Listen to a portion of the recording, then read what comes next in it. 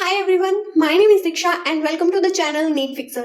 तो आज हम अपनी सीरीज का फोर्थ टॉपिक कवर करने वाले हैं पिस्टल के बारे में। ठीक है, अगर चैनल पे नए हो तो बता देती हूँ, इस चैनल पे मैंने एक बहुत बेहतरीन एक सीरीज स्टार्ट की है जिसका टारगेट है, पहली बात तो जिसका टाइटल है 120 प्लस से 320 प्लस। फिर तुम नीट की तैयारी करते करते अभी तक बायोलॉजी में 120 के आसपास अटके हुए हो तो तुम्हारे मार्क्स इस सीरीज के बाद में बूस्ट होकर कुछ ही दिनों में 320 तक आने लगेंगे। ठीक है, तो अगर इस चैनल पे नए आए हो तो सबसे पहले इस चैनल को सब्सक्राइब कर दो, क्योंकि ये सीरीज बहुत लंबी चलने वाली है। मैंने एक के बाद एक इसमें टॉपिक्स ऐड किए हैं और भी फ्यूचर में टॉपिक्स ऐड होते जाएंगे। हम सारी एनसीईआरटी के टॉपिक्स को कवर करने वाले हैं। ठीक है, और अभी तक मैं sexual reproduction in flowering plants के 3 टॉपिक्स को कवर कर चुकी हूँ ऑलरेडी। स्टेमेन, माइक्रोस्पोरोजेनेसिस और पोलन ग्रेन के बारे में हम ऑलरेडी पढ़ चुके हैं।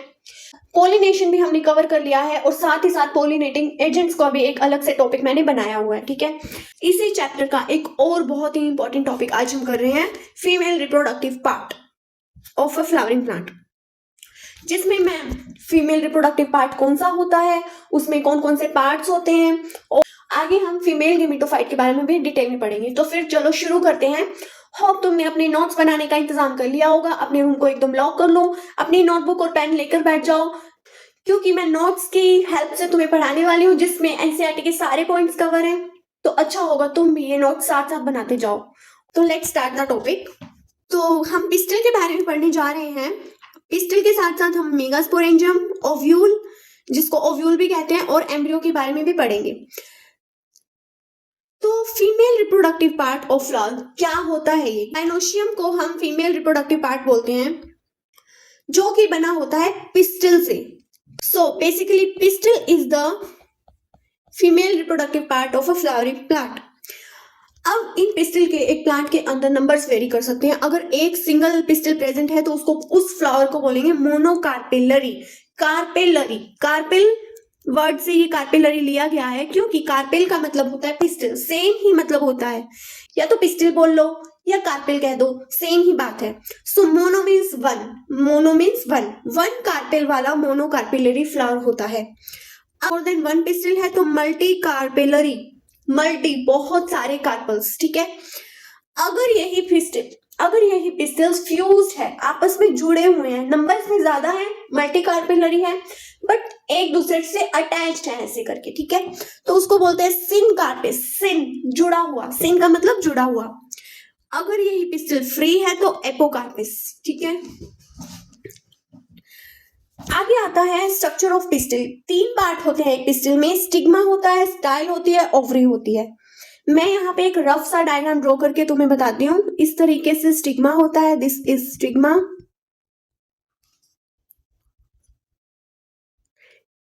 इस तरीके से एक स्टिग्मा होता है, दिस इज स्टिग्मा।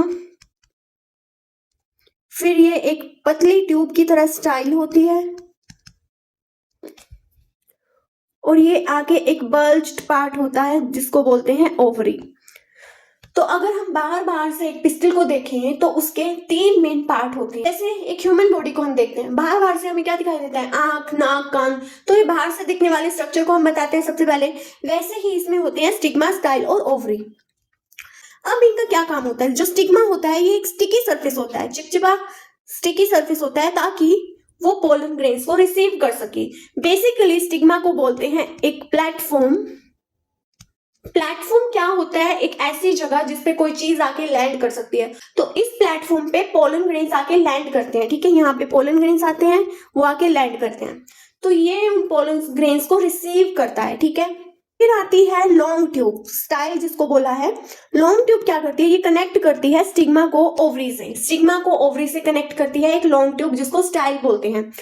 और जब पोलन ग्रेन यहाँ पे आता है ना स्टिग्मा के ऊपर, तो यहाँ पे आगे वो एक पोलन ट्यूब की ग्रोथ करता है। वो पोलन ट्यूब ऐसे ऐसे करके इसी स्टाइल से होते हुए आगे की तरफ ओवरी की तरफ जाती है। ठीक है, तो पोलन ट्यूब कहाँ से गुजरती है? स्टाइल से। दूसरी बात, स्टाइल क्या करता है? स्टिग्मा को ओवरी से कनेक्ट करता है। ठीक है, ओवरी जो होता है एक बेसल पार्ट होता है, swollen part, bulged part, swollen या फिर बल्जिंग पार्ट होता है, जो बेस में प्रेजेंट होता है पिस्टल के। इसके अंदर ओव्यूल्स होते हैं। अब ये ओव्यूल एक भी हो सकता है और नंबर में ज्यादा भी हो सकते हैं। ठीक है, ओवरी के अंदर होते हैं ओव्यूल्स। तो इस ओवरी के अंदर inside the ovary ovarian cavity होती है। मैं इन ओव्यूल्स को हटा रही हूं अभी यहां से, ताकि और अच्छे से मैं तुम्हें समझा पाऊं।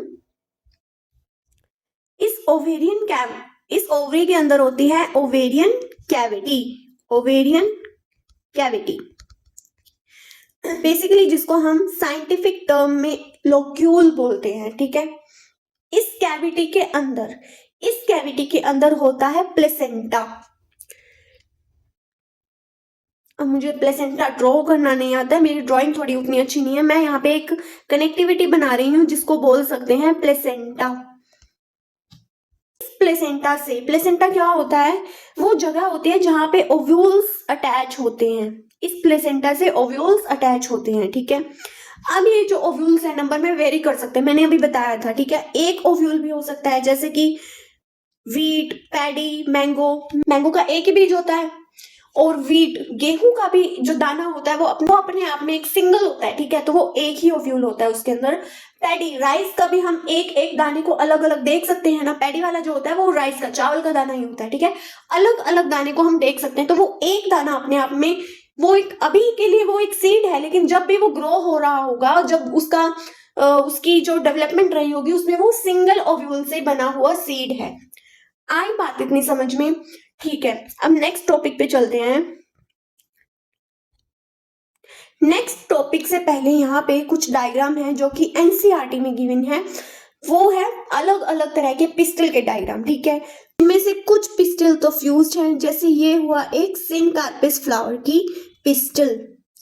और ये फ्लावर किसका है? हाइबिस्कस। दिस इज हाइबिस्कस का पिस्टल का डायग्राम है ये, ठीक है। यहाँ पे ये जो ऊपर है साथ में, ये है स्टिग्मा, देन ये ट्यूब वाला पार्ट स्टाइल, देन नीचे होती है ओवरी, और सबसे नीचे है थैलेमस। मैंने लास्ट वीडियो में जो मैं स्टेमन बता रही थी, स्टेमन के बारे में मैंने पढ़ाया था, उस टाइम मैंने थैलेमस के बारे में भी एक्सप्लेन किया था, ठीक है। तो थैलेमस क्या होता है? जब एक फ्लावर होता है, उसके सारे पार्ट्स, एक फ्लावर के सारे पार्ट्स, पिस्टिल, कार्पेल, स्टेमिन, सब कुछ, वो एक बेस से जुड़े होते हैं, थैलेमस से जुड़े होते हैं। और डिटेल में करने के लिए मैं डिस्क्रिप्शन में उस वीडियो का लिंक डाल दूंगी, तुम उसे भी जरूर चेकआउट करना। वो वाला स्टेमिन वाला कॉन्सेप्ट भी अपना जरूर क्लियर करना, ठीक है। इनफैक्ट मैं इस चैप्टर की पूरी प्लेलिस्ट का लिंक डाल दूंगी, तुम अभी तक जितने टॉपिक्स कवर हो गए हैं वो सबके सब कवर कर लेना, ठीक है। तो ये होती है ओवरी, होती है थैलेमस से attach. Fine, and this is the diagram of hibiscus which is showing a syncarpus ovary. syncarpus क्योंकि बहुत सारे कार्पेल्स हैं, सॉरी एक्चुअली syncarpus कंडीशन है ये वाली, ठीक है। वो एक ही सिंगल पिस्टिल के इतने सारे स्टिग्मा है, ठीक है। लेकिन ओवरी तो सिंगल है, यहाँ पे ओवरी तो एक ही है बेस में, तो एक ही पिस्टिल होगा। अब ये जो अगली कंडीशन है ये है सिनकार्पिस। सिनकार्पिस या फिर एपोकार्पिस कंडीशन कब होगी? जब बहुत सारे कार्पेल्स होंगे, मल्टी कार्पेलरी कंडीशन होगी। मल्टी कार्पेलरी, क्योंकि जब बहुत सारे कार्पेल्स होंगे तभी तो हम बताएंगे कि वो जुड़े हुए हैं या अलग अलग है। तो पहली कंडीशन तो आ गई सिनकार्पिस वाली। सेकेंड कंडीशन, यहाँ पे ये जो है ये एपोकार्पिस है, यहाँ पे आके एक साथ में फ्यूज हो रहे हैं, लेकिन ये अलग अलग है, अपने आप में इंडिविजुअल है। So this condition is apocarpous. और ये प्लांट्स भी अलग अलग है। ये वाला जो प्लांट है वो है पापावर, एंड दिस इज माइचीलिया, ठीक है। माइचीलिया का ये ग्रीन वाला जो है एपोकार्पस मल्टीकार्पेलरी ओवरी वाला। सो पहला डायग्राम है हाइबिस्कस, दूसरा है पापावर, और थर्ड वाला ये जो ग्रीन वाला है ये एपोकार्पस कंडीशन वाला माइचीलिया का है, ठीक है। अब इतनी बात, बेसिक बात पिस्टिल के बारे में हो चुकी है। पिस्टिल तुम्हें पता चल गया कि पिस्टिल फीमेल रिप्रोडक्टिव पार्ट होता है एक फ्लावरिंग प्लांट का, और उसमें मेनली 3 पार्ट्स होते हैं, स्टिग्मा, स्टाइल, ओवरी। स्टिग्मा एक प्लेटफॉर्म होता है, स्टिकी होता है, पोलन ग्रेन को रिसीव करता है।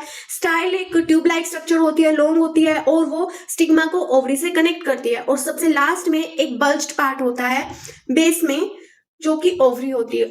ओवरी के अंदर एक ओवेरियन कैविटी बनी होती है जिसको लोक्यूल बोलते हैं, उसी के अंदर प्लेसेंटा होता है, और उसी प्लेसेंटा से ओव्यूल्स अटैच्ड होते हैं। अब जिन ओव्यूल्स की हमने बात की, उसी ओव्यूल का हम और डिटेल स्ट्रक्चर आगे पढ़ रहे हैं। ओव्यूल को बोलते हैं मेगास्पोरेंजियम। मेगास्पोरेंजियम, ठीक है। स्ट्रक्चर ऑफ ओव्यूल की अगर हम बात करें तो ये जो होते हैं ये बेसिक पार्ट्स होते हैं एक ओव्यूल के।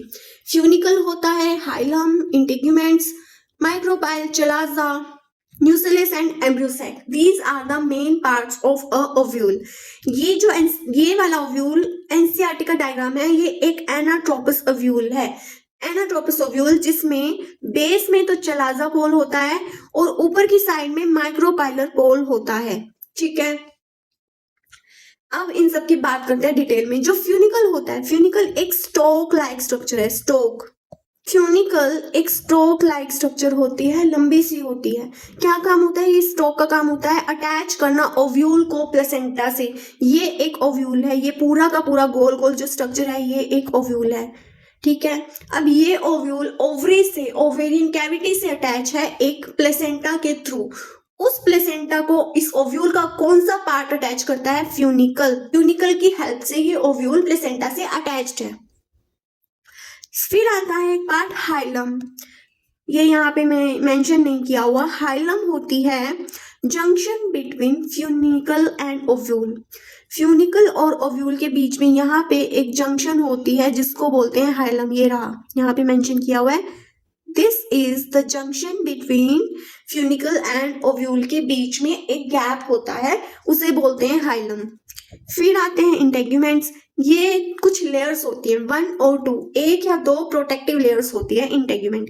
तो जनरली एक मैच्योर ओव्यूल के अंदर 2 होती हैं। एनाट्रोपस ओव्यूल के डायग्राम में आपको 2 इंटेग्यूमेंट्स दिखाई गई हैं, बाहर वाली आउटर इंटेग्यूमेंट और अंदर वाली इनर इंटेग्यूमेंट।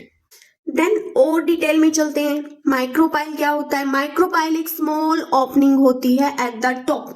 टॉप पोजीशन पे ये स्मॉल ओपनिंग जो है ये है माइक्रोपाइल। ये आगे से ऐसे खुला हुआ है, थोड़ा सा खुला हुआ दिख रहा है ना, दिस इज माइक्रोपाइल। इसी ओपन स्पेस का नाम है माइक्रोपाइल। ये किस लिए होता है, for the entry for pollen tube. इस होल के अंदर से, यहीं से, इसी माइक्रोपाइल से पोलन ट्यूब की एंट्री होती है। पोलन ट्यूब की एंट्री क्यों होती है, पोलन ट्यूब के अंदर होते हैं मेल गैमेट्स जो इस ओव्यूल के साथ आकर फर्टिलाइजेशन करेंगे, तभी तो आगे सीड बनेगा, ठीक है।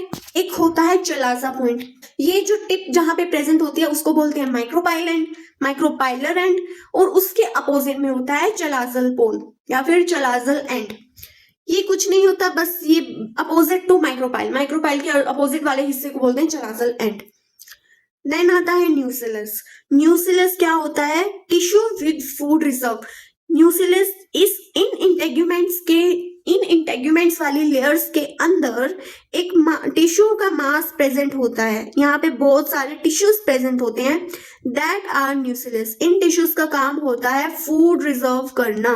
फूड किसके लिए, जब ये ओव्यूल का फर्टिलाइजेशन हो जाएगा, इसके अंदर जो एम्ब्रियो सैक है उसका फर्टिलाइजेशन हो जाएगा और आगे वो डेवलप हो रहा होगा एम्ब्रियो, तो उसको न्यूट्रिशन प्रोवाइड करने के लिए, उसके लिए खाने पीने की व्यवस्था पहले ही इस ओव्यूल ने कर रखी है न्यूसिलस की फॉर्म में। इन न्यूसिलस में फूड रिस्टोर होता है।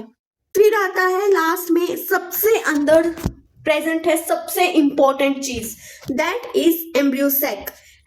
समझ आया, ये सब एक प्रोटेक्टिंग लेयर की तरह है। मेन चीज होती है एम्ब्रियो सैक, क्योंकि फर्टिलाइजेशन किसके साथ होगा, जो मेल गैमीट आएगा वो फ्यूज किसके साथ करेगा, इसी एम्ब्रियो सैक के साथ उस मेल गैमीट का फ्यूजन होगा। असली कहानी शुरू होती है अब एम्ब्रियो सैक की, and this embryo sac is female gametophyte. तो कभी भी गैमीट और गैमीटोफाइट में कंफ्यूज मत होना। गैमीटोफाइट वो होता है जो गैमीट को कैरी करता है, ठीक है, उसे प्रोटेक्ट करता है। और गैमीट कौन होता है, जो फ्यूजन करके आगे प्रोडक्ट बनाने में हेल्प करता है। सो मेल गैमीट यहाँ पे कौन है, मेल गैमीट होते हैं 2 सेल्स होते हैं, वो होते हैं पोलन ग्रेन के अंदर, inside pollen grain. And what are these pollen grain? These are male gametophyte which carries male gametes. Similarly जो एम्ब्रियो सैक होता है वही होता है female gametophyte.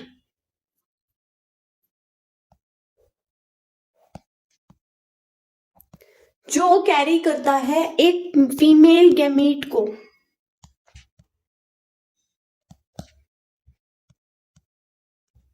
And that is a egg. आया समझ में?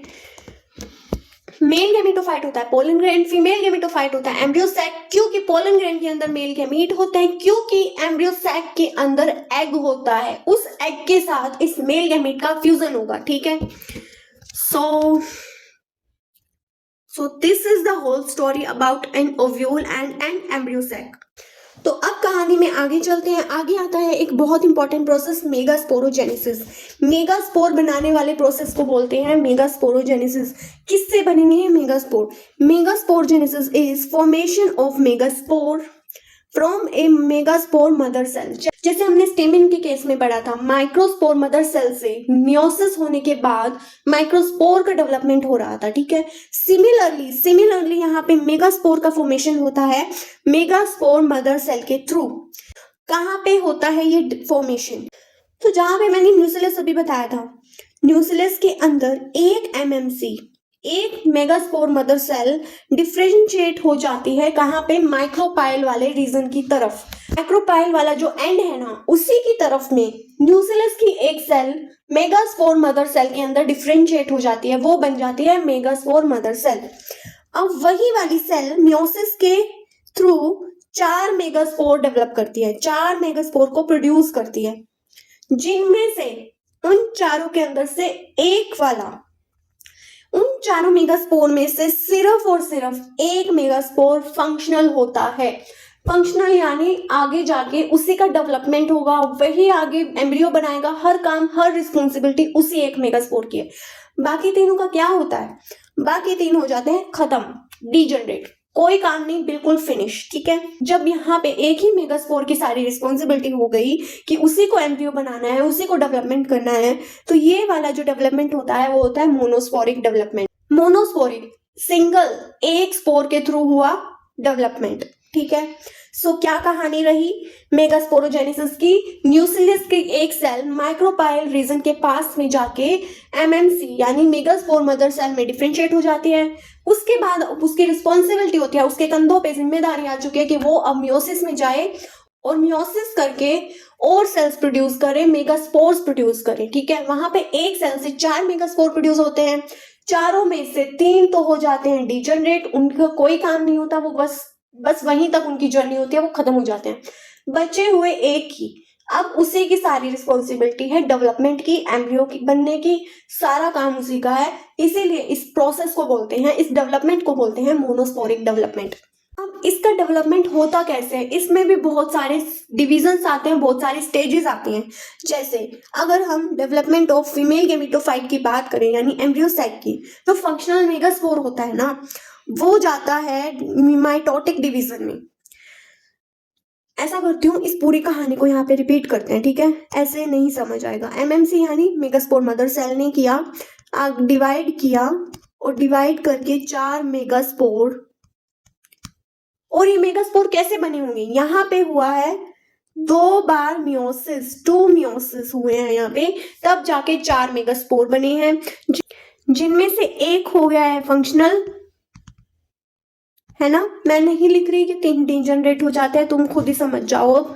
अब ये जो एक फंक्शनल मेगास्पोर बच गया ना, अब ये क्या करेगा? ये 3 माइटोसिस करेगा, 3 माइटोटिक डिवीजन, 3 बार इसका माइटोसिस होगा।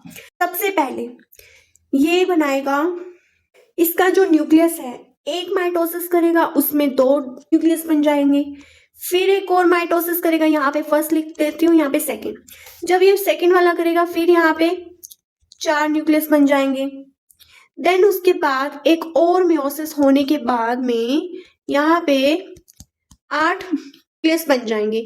अभी इसमें क्या होते हैं, यहाँ पे एक ट्विस्ट होता है। यूजुअली जो सेल डिवीजन होता है ना, तुरंत साथ में ही उसके न्यूक्लियस डिवाइड होने के जस्ट बाद में सेल फॉर्मेशन हो जाता है। यहाँ पे क्या होता है, पहले न्यूक्लियस का डिवीजन चलता रहता है। ठीक है, 1 से 2 न्यूक्लियस, 2 से 4, 4 से 8, तो 1 से 2 होने में एक माइटोसिस, 2 से 4 होने में दूसरा माइटोसिस, 4 से 8 होने में तीसरा माइटोसिस। इसके बाद में अब आती है बारी, अब जाके होता है cell wall formation. Cell wall बनती है।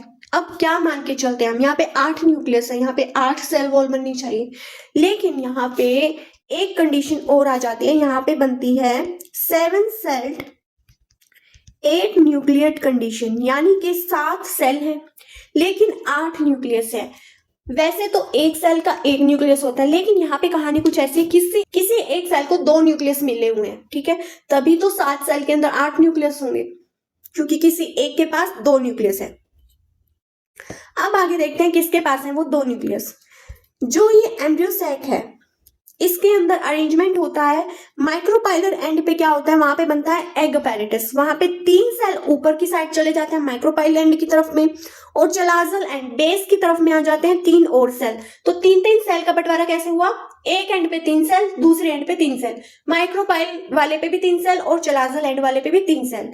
लेकिन इन तीनों सेल का फंक्शन भी अलग है और इनका नाम भी अलग है।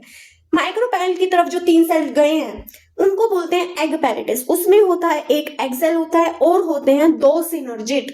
एक एग सेल और 2 सिनर्जिड तीनों मिलके बनाते हैं एग अपैरेटस, और साथ में सिनर्जिड के साथ में एक फिलीफॉर्म अपैरेटस भी होता है, फिंगर लाइक स्ट्रक्चर होती है, जहां से पोलन ट्यूब एंटर करती है। मैंने पहले भी बताया था, जब मैं ओव्यूल का पूरा स्ट्रक्चर बता रही थी तब मैंने बताया था कि ऊपर माइक्रोपाइल टिप के पास में एक माइक्रोपाइल में एक ओपनिंग है, वहां से पोलन ट्यूब एंटर करती है। तो माइक्रोपाइल के पास ही एग बनेगा, वहीं पे एग अपैरेटस बनेगा। तो सिनर्जिड का क्या काम है, उस पोलन ट्यूब को गाइड करना। वो पोलन ट्यूब फिलीफॉर्म अपैरेटस से होते हुए एंटर करती है और एग के पास पहुंचती है, ठीक है, एट माइक्रोपाइलर एंड। अब दूसरे एंड पे आ जाओ, चलाजल वाले पे, वहां पे भी 3 सेल होते हैं जिनको बोलते हैं एंटीपोडाल। उनका कोई स्पेशल फंक्शन नहीं है, वो बस बन जाती है यूं ही, बाद में वो डिजनरेट भी हो जाती है क्योंकि कोई फंक्शन ही नहीं है। तो इसके बारे में ज्यादा जानने की जरूरत नहीं है, बस इतना पता होना चाहिए, चलाजल एंड पे 3 एंटीपोडाल सेल्स बने होते हैं। सेंटर वाला जो सेल है ना, ये बड़ा खास है क्योंकि ये इसको पहली बात तो सेंट्रल सेल बोलते हैं। ये सिंगल सेल होता है, एक सेल होता है, लेकिन इसमें 2 न्यूक्लियस होते हैं। वही 2 न्यूक्लियस जिसका मैंने अभी थोड़ी देर पहले बंटवारा बताया था ना, 7 सेल के अंदर 8 न्यूक्लियस, यही वो सेंटर वाला सेल है जिसके पास 2 न्यूक्लियस होते हैं, जिसको बोलते हैं पोलर न्यूक्लियाई। क्या इतनी कहानी समझ में आई? एक एम्ब्रियो सैक कैसे डेवलप होता है? एक एम्ब्रियो सैक सबसे पहले मेगास्पोरोजेनेसिस होता है, मेगास्पोर मदर सेल मियोसिस करती है, 2 बार मियोसिस करके 4 मेगास्पोर बनाती है, उसमें से एक फंक्शनल रहता है, 3 डीजनरेट हो जाते हैं। जो फंक्शनल रहता है वही आगे जाके डेवलप होता है, 3 बार माइटोसिस करता है। उन 3 माइटोसिस में क्या होता है, सेल डिवाइड नहीं होती बट न्यूक्लियस डिवाइड होते जाते हैं। 1 से 2 न्यूक्लियस, 2 से 4, 4 से 8, इतनी स्टेज पहुंचते पहुंचते 3 बार माइटोसिस हो चुका होता है। अब 8 सेल के बाहर एक सिंगल सेल वॉल है। अब कहानी शुरू होती है सेल वॉल फॉर्मेशन की। सेल वॉल फॉर्म होना शुरू होती है और कुछ इस तरीके से वो सेल्स अपने आप को अरेंज करते हैं कि माइक्रोपाइलर एंड पे 3 सेल चली जाती है, चलाजल एंड पे भी 3 सेल आ जाती हैं। चलाजल वाले को बोलते हैं 3 एंटीपोडाल सेल, माइक्रोपाइल वाले को बोलते हैं एग अपैरेटस, जिसके अंदर 2 सिनर्जिड होती है और एक एग सेल होता है। फिर बीच में सेंटर में एक सेल होती है जिसमें 2 न्यूक्लियस बनते हैं। So this condition is called as 7 cells 8 nuclei. अगर कभी भी ऑप्शन में 8 सेल 7 न्यूक्लियाई लिखा हो तो दिस कांट बी हैपन। ये पहली बात तो ये गलत ऑप्शन है। दूसरी बात ये पॉसिबल नहीं है। 8 सेल है, 7 न्यूक्लियस है, 8 तो सेल है, 7 न्यूक्लियस है, एक का न्यूक्लियस कहाँ गया? जब किसी सेल का डिवीजन हुआ है तो उसके पास न्यूक्लियस भी तो आएगा। तो यहाँ पे आप खुद सोचा करो ना ऑप्शन देख के कि एक सेल से न्यूक्लियस ही गायब है, वो कैसे पॉसिबल हो सकता है? So this is not correct, this is incorrect option. Correct option है 7 सेल 8 न्यूक्लियाई। अब इसी पूरी कहानी को एनसीईआरटी ने एक डायग्राम की फॉर्म में भी दिखाया हुआ है। मैं फिर से रिपीट करती हूँ, ये डायग्राम है, एक लार्ज मेगास्पोर मदर सेल है,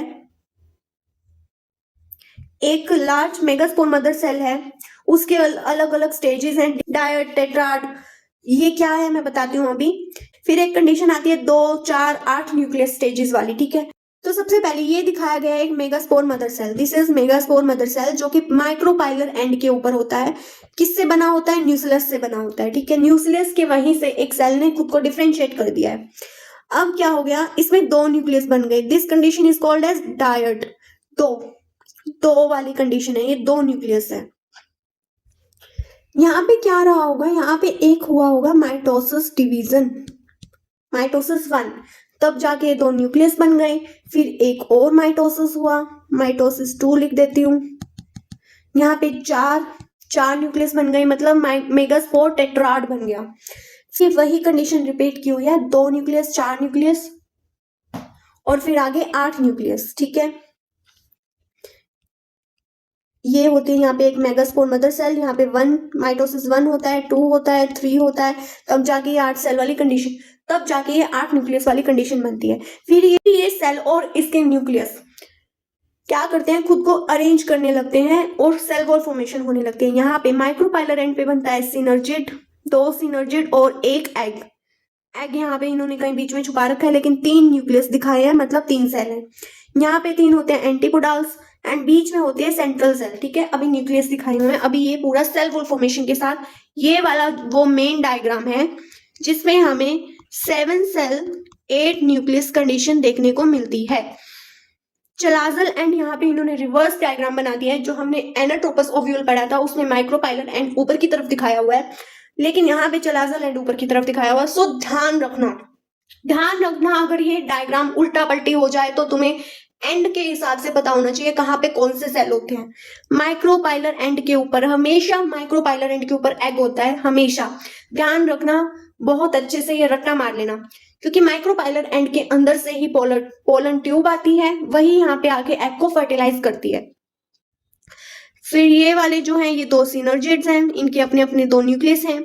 ये वाला पीछे छुपा हुआ है एग, और आगे है फिलीफॉर्म अपैरेटस जो काम करते हैं गाइडेंस का, guide to a pollen tube को गाइड करते हैं ताकि वो एग तक पहुंच सके।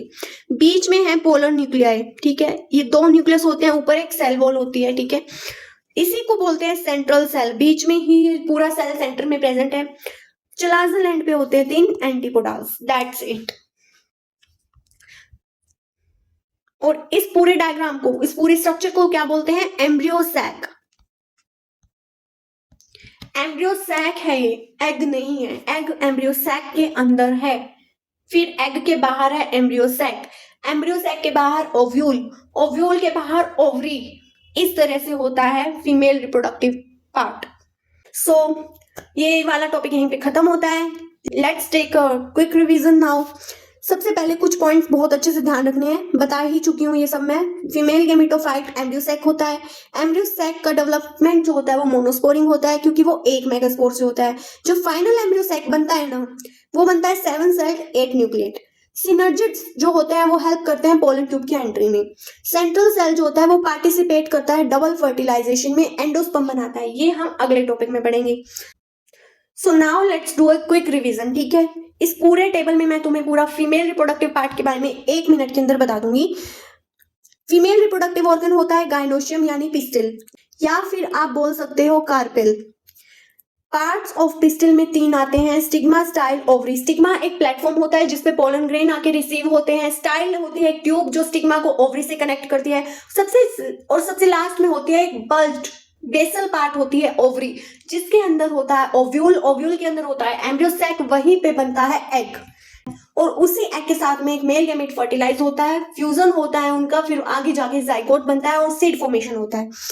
ओव्यूल जो होता है वो प्लेसेंटा से फ्यूनिकल से अटैच होता है।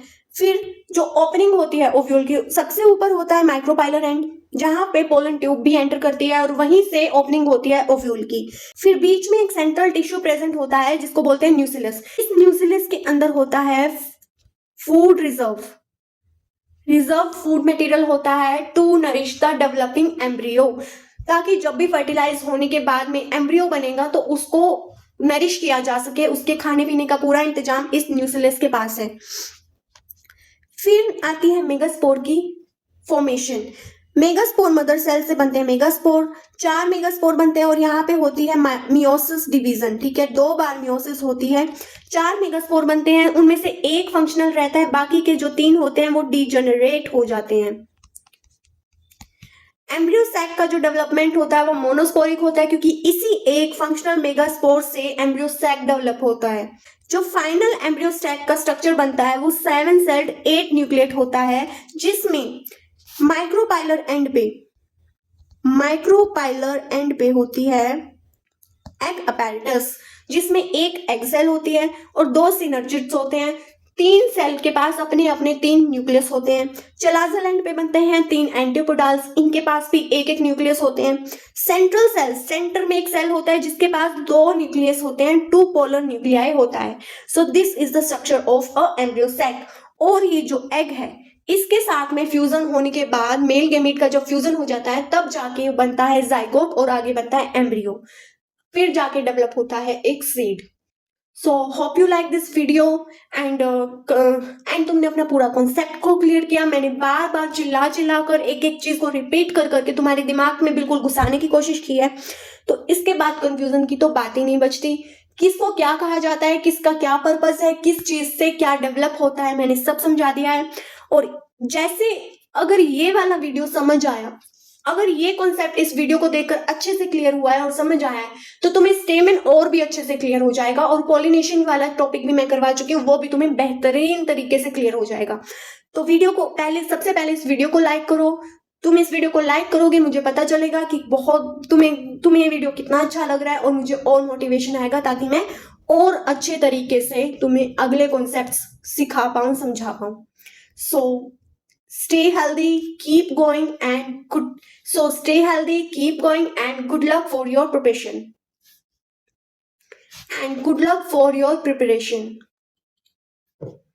So stay healthy, keep going and good luck for your NEET preparation.